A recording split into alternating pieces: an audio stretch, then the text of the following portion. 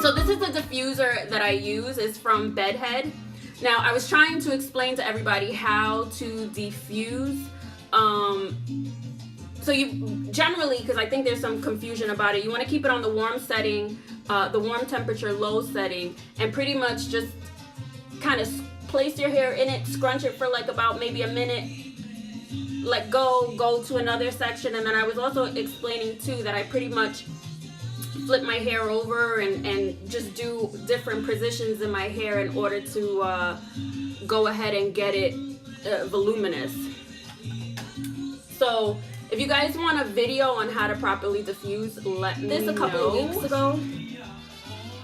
I'm like in love with Marc Anthony products because I was explaining to everybody that not only is it cheap, it's also convenient because you can find this in pretty much any drugstore. And it's relatively safe for curl girl hair. I don't know if you guys can see it, but it's pretty much free of parabens, sulfate, and everything that we try to stay away from. So I pretty much wet my hair all throughout. I put this all throughout my hair. I don't use a comb. Now I'm not saying you can't use a comb, but if you are, a wide tooth comb is something that you're gonna use. But I pretty much just use my fingers to kind of get all the tangles out. I put my hair in twists, and I use this for my deep conditioning, the Q-redrew. Are you guys familiar with this? This is a Q-redrew. So I was explaining to you guys, I'll run through it again. So you can use a Q-redrew either to enhance your deep condition. That's how I use it. You can use it to refresh your curls. You can use it to detangle your hair, or you can also use it if you have like really tight curls and you want to stretch them a little bit. You can also use them to stretch your curls as well. So pretty much it looks like this, but this detaches the reservoir. And you're gonna go ahead and fill it up here, right? With water, obviously. Click it back, and once you click it back, there's gonna be kind of like a light here. And once the light is continuously red, it tells you that it's ready, and it's pretty much just a steamer. I don't know, can you guys see the steam at all?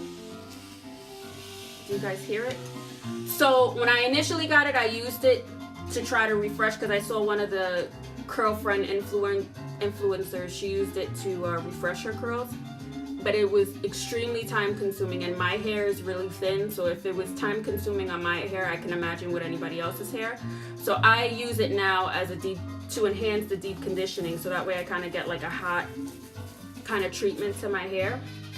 And I used it last week with this as the deep conditioner, so the night that I dried it and everything was dry and good. I didn't like it the night of, but the next morning, once everything was fully dried, picked, and ready to go, and I slept on it, it was amazing. The curls were shiny, defined, everything. So I think a lot of curl girls have that issue with the back of their hair being flat. It has a lot to do with you sleeping. It has a lot to do with just a lot of variables to that.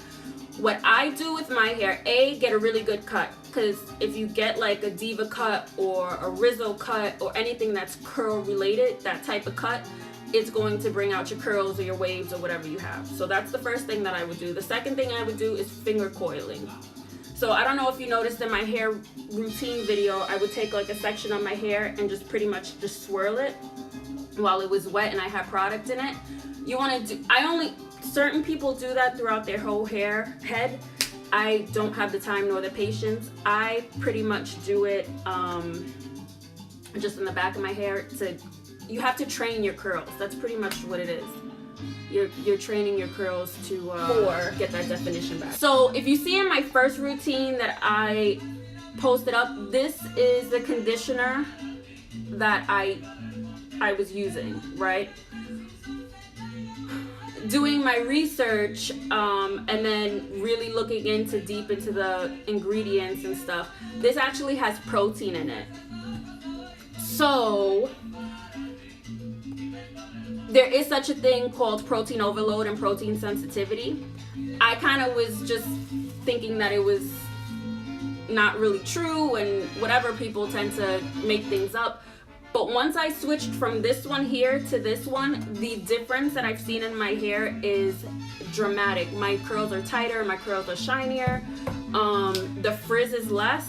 So a lot of times with protein overload, you'll notice that the hair at the roots becomes stringy, your curls are not as defined.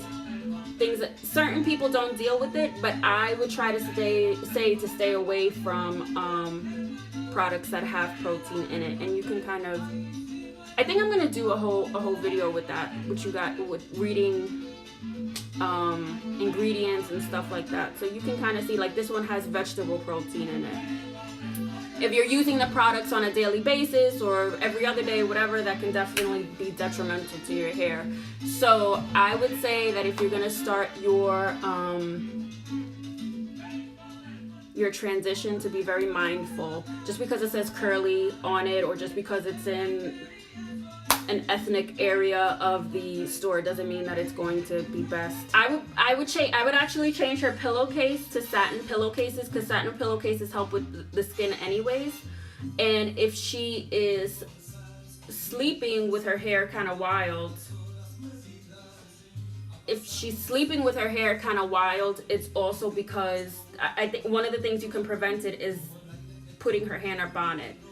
So what you want to do for a bonnet, depending on how long her hair is, if she has any length to her hair, flip her hair over, and I don't know if you guys know what a pineapple is, but pretty much put her hair in a pineapple and get a satin bonnet and put the satin bonnet on. It's also going to help keep her hair off her face, but it's going to help with the frizz too, because what we don't know is that all that synthetic stuff that we sleep on in the bed is actually causing frizz and breakage and everything else to our hair. So it's actually going to set back your transition if that's what you're trying to do.